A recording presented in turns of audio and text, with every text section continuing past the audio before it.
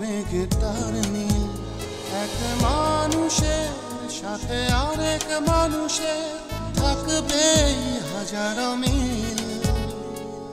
হিংসা, লোভ, ঘৃণা এছাড়া দেখি না কারো মনে, শুধুই মায়া। জীবন সে তো ধূপ ছায়া, ধূপ ছায়া।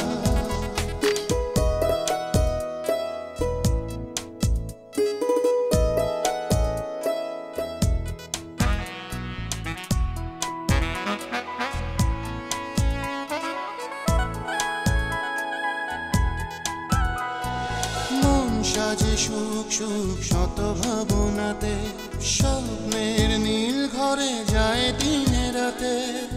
গল্পের বৃত্তে আনা গোনা, দুঃখ সুখেই বোনা। এক মানুষের সাথে আরেক মানুষের থাকবে হাজারো মিল।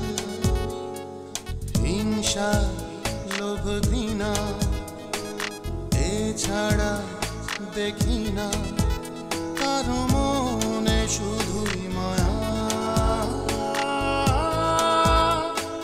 জীবন সে তো ধূপ ছায়া, ধূপ ছায়া।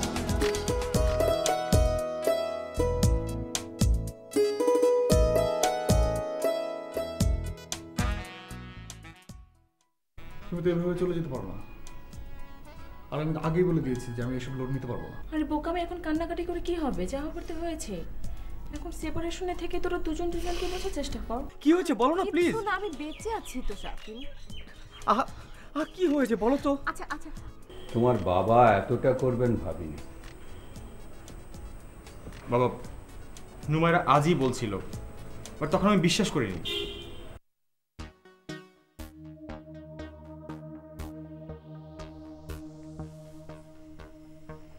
এসব তুমি কি বলছো? আরে মাই ভাই এই প্রপোজাল দিল কি করে?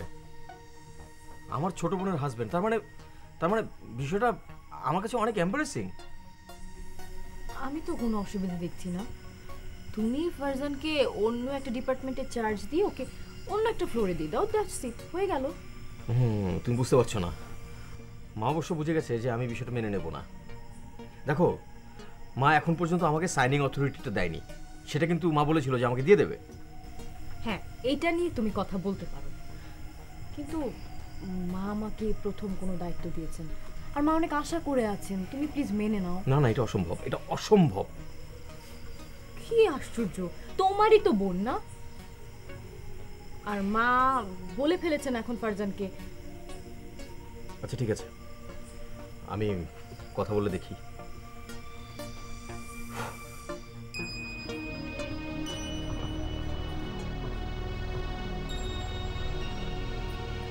মা, কি হয়েছে? লারা, তুমি বোধহয় অনেক কিছু জানো না। ওই শাফিনের বড় ভাই মাহিন। আমি জানি, আমি জানতাম। তুমি জানতে, তুমি আমাকে তো বলনি। আমি ভেবেছিলাম শাফিন নিশ্চয়ই বলেছে। শাফিন বলেছে, তবে অনেক পরে। তো তখন হঠাৎ একদিন মাহিন এসে হাজির হলো, আর পুলিশ তো ওদের বাড়িতে হানা দেয়াতে মাহিন পালিয়ে গেল। এখন সমস্যা কি নিয়ে? এখন ফোন করলো, বলল মাহিন যে বেঁচে আছে, ওদের বাসায় উঠেছিল, এইসব খবর নাকি অতুল পুলিশকে ইনফর্ম করেছে। সেটা একটা থ্রেট দিল আমাকে। আপনি এসব নিয়ে ভেবেন না তো একদম। আমি আব্বুকে জানাচ্ছি, আব্বু সলভ করে দেবে, একদম চিন্তা করেন না।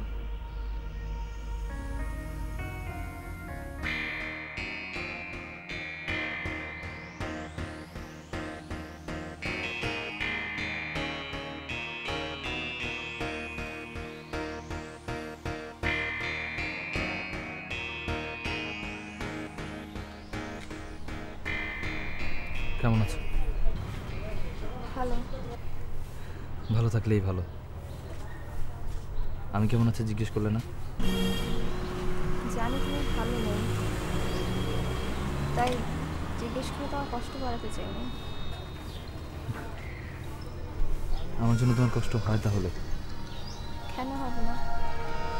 তোমার এত বড় ক্ষতি করলাম আমি। বাদ দাও। আমি তো তোমার সংসারে একটা উল্টো ঝামেলা বাঁধিয়ে দিয়েছিলাম। আমি আসলে এটা করতে চাইনি, কিন্তু কেন করলাম জানি না। কেন এরকম করলাম বলতে পারো? জানি না, তোমারই তো উত্তর জানার কথা। আমি সরি নিমি, আমি জানি তুমি অশান্তিতে আছো। আমি যদি পারতাম তাহলে রাহাত ভাইকে আমি সব বলতাম, কিন্তু আমার কোনো কথাই বিশ্বাস করবেন না। আমি আসি টুকু, এভাবে রাস্তায় দাঁড়িয়ে কথা বলাটা ভালো দেখাচ্ছে না।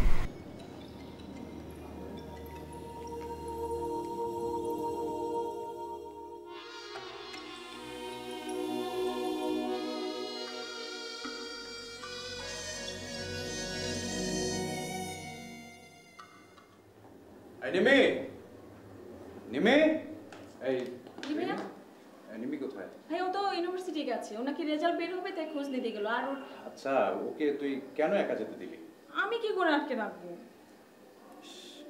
আমি ব্যাংকে গেলাম আর আসলাম, এর মধ্যেও বেরিয়ে গেল। এজন্যই সানিয়ার দায়িত্ব নিতে চায় না। ওর যে মানসিক অবস্থা, ওকে তো একা যেতে দেওয়াটা ঠিক না। ভাইয়া ও ইউনিভার্সিটি গেলে ওর ভালো থাকবে, ওর ভালো লাগবে, ওর ফ্রেন্ডদের সাথে দেখা হবে, কথা হবে, ওর ভালো লাগবে। ভাইয়া তুমি টেনশন করো না প্লিজ। আচ্ছা, তোরা কেন বুঝতে চাস না যে আমাদের টেনশনটা কি? আচ্ছা ঠিক আছে, আমি ফোন দিচ্ছি।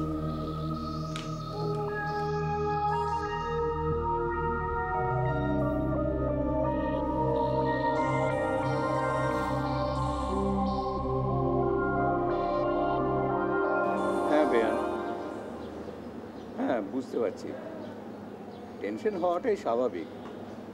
তা আপনি কি মনে করেন অতুল এই কাজ করেছে? না বেয়াই, ওই কাজ কেন করতে যাবে? তাহলে আর টেনশন করছেন কেন? অতুল একা চলাফেরা করে, কখন কি বিপদ হয় তাই নিয়েই শঙ্কা।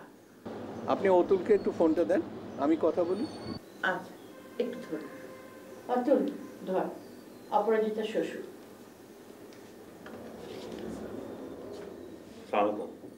ওয়ালাইকুম আসসালাম। বাবা, তুমি কিছু নিয়ে টেনশন করো না। তুমি যেহেতু বলেছো যে তুমি পুলিশকে ফোন করোনি, তাহলে যারা তোমাকে ফোন করেছিল তারা নিশ্চয়ই এতক্ষণে জেনে গেছে কে পুলিশকে ফোন করেছে। আর আমি তো মনে করি তুমি যদি পুলিশকে ফোন দিয়েও থাকো তাহলে কাজটা খারাপ করো। জি হ্যাঁ, তুমি আরেকটা কাজ করতে পারো, থানায় একটা জিডি করে রাখতে পারো।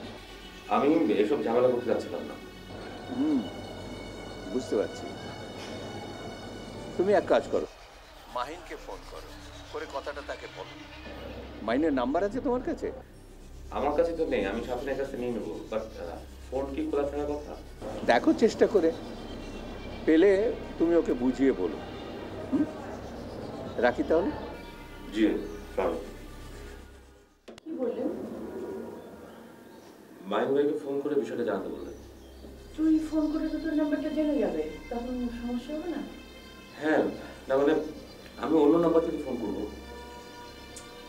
অতুল কেন এত টেনশন করছো বলো তো? আমি তো আছি নাকি? আর আম্মা, আমি ওর সব প্রবলেমের কথা আব্বুকে বলেছি। আব্বু টেনশন করতে নিষেধ করেছে এবং আব্বু বলেছে ও যেন সব কাজ ঠিকঠাক মতো করে, স্বাভাবিকভাবে করে। বাবাকে আব্বু দেখছে। Don't worry.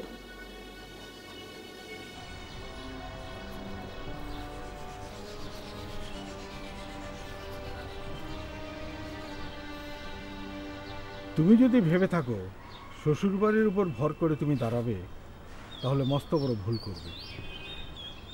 আমি তোমার কাছে বারবার ফিরে আসি, এই জন্য ভেবো না আমি দুর্বল। আমি কিন্তু আমার জায়গাতে স্থির, কেউ আমাকে টলাতে পারবে না। আব্বু, তুমি আমার সাথে এমন করছো কেন?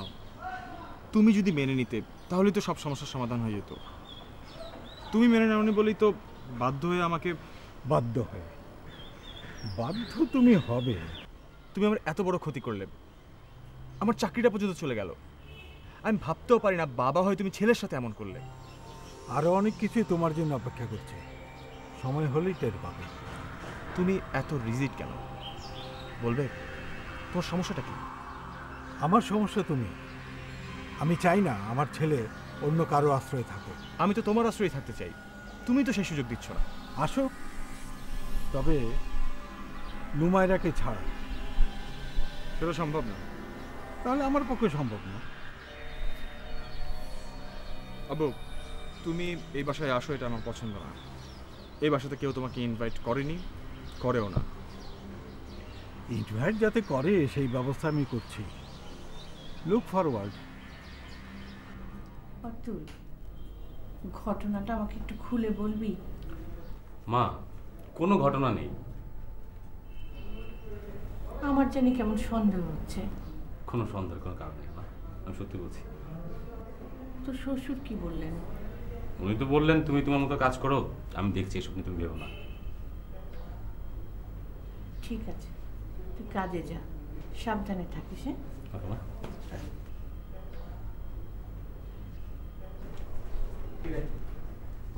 সরি, তোর বাসায় আসতে না চাইলেও আসতে হয়। তোর সেল অফ কেন? Cell off? কি? ওহো, সরি সরি সরি, একদম ভুলে গেছি আমি। ইদানিং অনেক ভুল করছিস। কি জানি। আচ্ছা, আজকে অফিসে আমাদের কি কি কাজ? তেমন কোনো কাজ নেই। তেমন কোনো কাজ নেই? কি বলিস, একটা অফিসে কোনো কাজ থাকবে না? এটা হতে পারে না? কাজ আছে অফিসে, ওগুলো সব লুনা দেখবে। ডিপার্টমেন্ট তো ভাগ করা।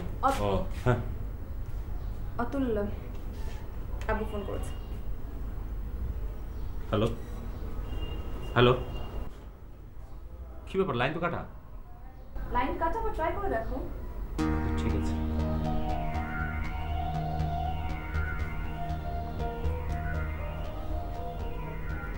রিং হচ্ছে, ধরছে না। হয়তো আপু বিজি আছে, মিটিং এ আছে।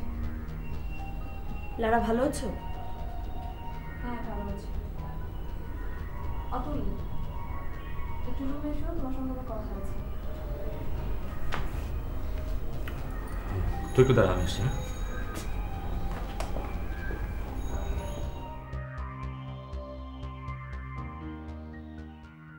এখন কি করবে?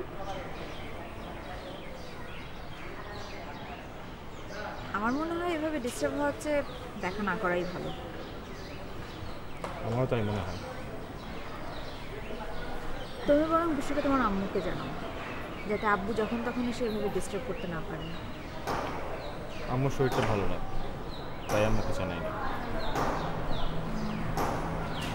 আমার মনে হয় তুমি কাল থেকে অফিসে বসা শুরু করো। আম্মুর সাথে তো তোমার কথা হয়েছে। হ্যাঁ, কিন্তু অফিসে আমাকে আসলে কি দায়িত্ব দেবেন সেটা কিন্তু উনি আমাকে ক্লিয়ারলি বলেননি।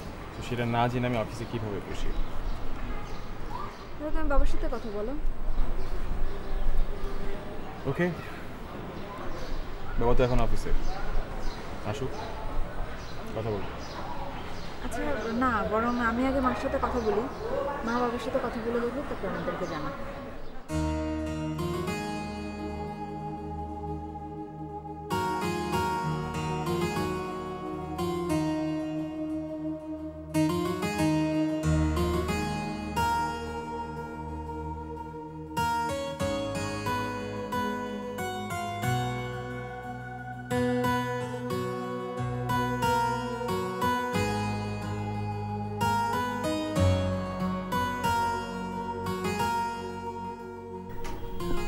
বলেছি মা, ও ঠিক মানতে যাচ্ছে না।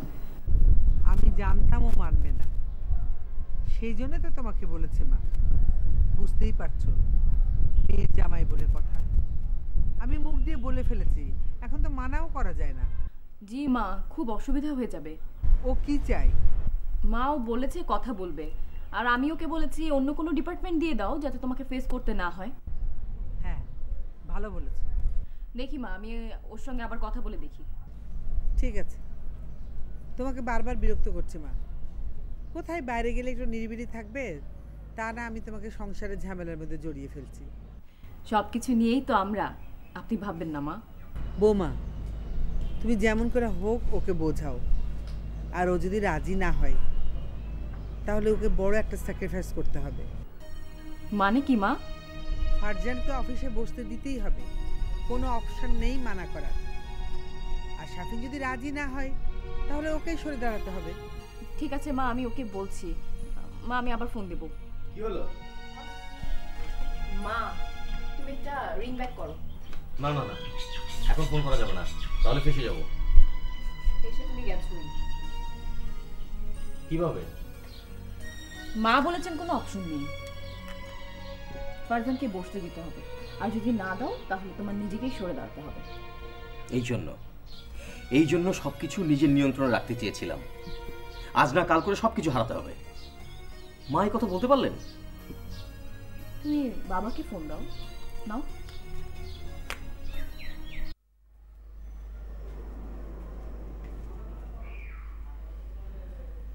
আমি তোকে বিচক্ষণ বলেই জানতাম, কিন্তু মাঝে মাঝে তুই এমন কিছু করিস যেটা আমি কি বলবো বুঝতে পারছি না। ভাই আমি ক্যাম্পাসে গিয়েছিলাম। ভালো কথা, ক্যাম্পাসে গিয়েছিলি, কিন্তু কোনো যোগাযোগ নাই। এইভাবে সারাদিন আমাদের টেনশনে রাখার মানেটা কি? আর এমন হবে না। মিমি দেখ, আমরা এমনিতেই ভীষণ চাপের মুখে আছি, আমরা আমাদের কথা ভাবছি না। তোর যদি ফাইনালি নেগেটিভ কিছু হয়ে যায়, তুই বুঝতে পারছিস কত বড় ঝামেলার মধ্যে তুই পড়বি? বুঝতে পারছি ভাইয়া, কেন বুঝবো না? এখন তো মনে হচ্ছে রুবাদ ভাইয়ার কথাই ঠিক ছিল। ভাইয়া বলেছিল এখানে বিয়ে হলে সমস্যা হবে। আহা, এটা তো ভিন্ন প্রসঙ্গ, আর এসব কথা টেনে এনে লাভ কি বল? তুই মাথা ঠান্ডা কর, একটু রাহাতকে বুঝতে চেষ্টা কর। ও তোকে আসতে দিতে চায় না, তুইও যদি না আসতে চাস তাহলে দেখবি একসময় ওই তোকে বলছে যেতে। ভাইয়া, রাহাত ভাই ওর সাথে খুব খারাপ ব্যবহার করেছে, গায়ে হাত পর্যন্ত তুলেছে।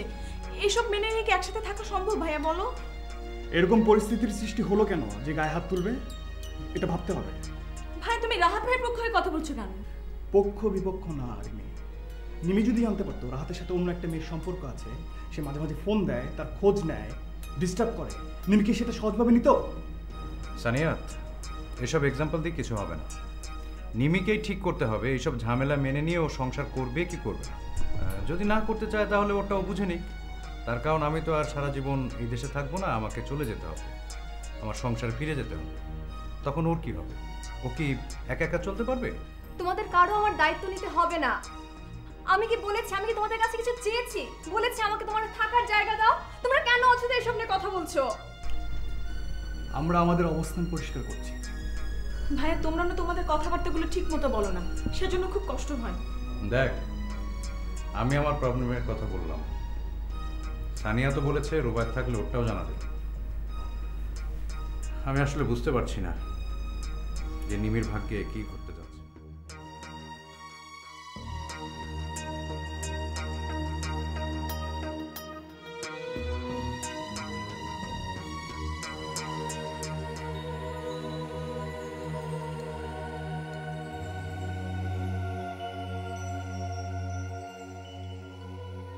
ফারজান জানতে চাচ্ছিল তাই জিজ্ঞাসা করলাম। একটা মানুষ হঠাৎ করে গিয়ে একটা নতুন অফিসে বসবে, তার একটা প্রিপারেশন আছে না? আর কোন ডিপার্টমেন্ট দিচ্ছ, কোথায় বসবে? জানাবো, আগে অফিসে যাক তো। মা, এটা তুমি কেমন কথা বললে? বাবা কিছু বলো। দেখ, তোর মার কথাই ঠিক, তবে সমস্যাটা কি জানিস? এই বিষয় সম্পত্তির সব কিছুর মালিক তো তোরা সবাই, তাই না? এখন তোর মা হুট করে বলে দিল অফিসে বসতে। জামাই মানুষ, কোথায় কি করি আমিও ঠিক বুঝে উঠতে পারি। তার চেয়ে ভালো হয় কি 2-4 দিন ওয়েট করুক, সাফিন ফিরুক, সাফিনের সঙ্গে আলাপ আলোচনা করে ঠিক করি কোন ডিপার্টমেন্ট ওকে দেয়া যায়। একটা ডিপার্টমেন্টের হেড তো অন্তত ওকে করতে হবে, তাই না?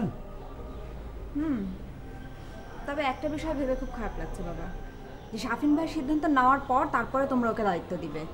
শাফিন ভাই যদি মানা করে দেয় তাহলে কি তোমরা ওকে দায়িত্ব দেবে না? না না, বিষয়টা ঠিক তা না। এই তুমি একটু ভালো করে বুঝিয়ে বলো না।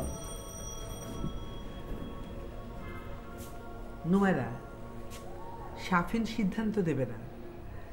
ওর সঙ্গে কথা বলা দরকার এই জন্যে যে তোর বাবা তো নিয়মিত অফিসে বসে না, শাফিনই বসে, ওই সব দেখে। ও ভালো বলতে পারবে যে ফারজানকে কোথায় বসালে ভালো হবে। বুঝেছিস? হ্যাঁ, ঠিক আছে, তাহলে আমি শাফিন ভাইয়ের জন্য ওয়েট না করে বরং ফোন করে নিজেই জেনে নিচ্ছি।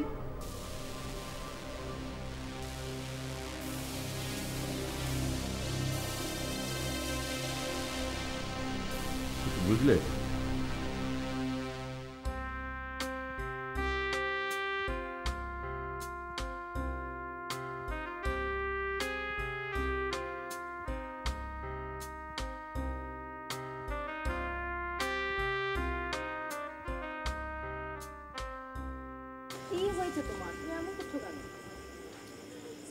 সত্যি কথা বলতে কি, আমার এখানে থাকতে ইচ্ছে করছে না। মানে কারণটা কিন্তু তুমি জানো। এখন নিশ্চয়ই তুমি আমার উপর রাগ করবে না? আমি বুঝি না আগামীকালের ভাবনা ভেবে তুমি এখন আমাদের সময়টা নষ্ট করার কি দরকার? হ্যাঁ, সেটা আমি বুঝি, কিন্তু আমি কিছুতে মেনে নিতে পারছি না। মা এই কথা বলতে পারলো? শাফিন, তুমি না অনেক বেশি ভাবো, এত ভেবো না তো, সব ঠিক হয়ে যাবে। ঠিক তো হবে, কিন্তু একবার তুমি ভাবো, নুমারে যখন জানবে যে আমি চাইছি না, তখন নুমারের সঙ্গে আমার রিলেশনটা কি হবে একবার ভাবো। ভাবলাম, এখন দেখো দেখো না চারটা কত সুন্দর, দেখো।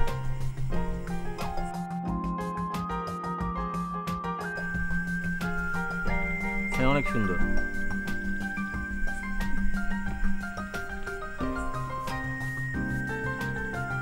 অনেক সুন্দর।